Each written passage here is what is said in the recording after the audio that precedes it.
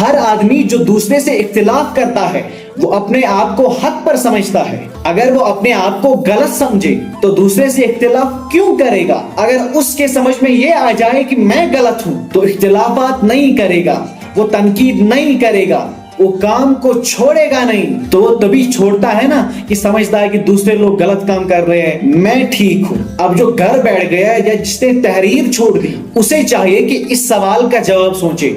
بس ایک سوال کا جواب سوچے، جتنا عرصہ آپ نے اس مشن میں گزارا یا کسی نیک کام میں گزارا، ان نیکیوں کو بھی جمع کر لے، اچھائیوں کو کلیکٹ کر لے. اور جب سے آپ نے تحریر چھوڑ دی، اختلاف کیا، اور اس عرصے کی نیکیاں بھی جمع کر لے. اور بتائیے آپ کی زندگی پہلے روشن تھی یا اب روشن ہے؟ آپ کے پاس نیکیاں پہلے زیادہ تھی یا اب زیادہ ہے؟ آپ اللہ کے دین کے بہتر کام پہلے زیادہ کیا کرتے تھے یا اب کرتے ہو؟ اپنے ماضی اور حال کو موازنہ کر لے. اگر ایمان اور ضمیر زندہ ہے تو ایک لمحے میں دل جواب دے گا، نہیں میری غلطی یہ ہے.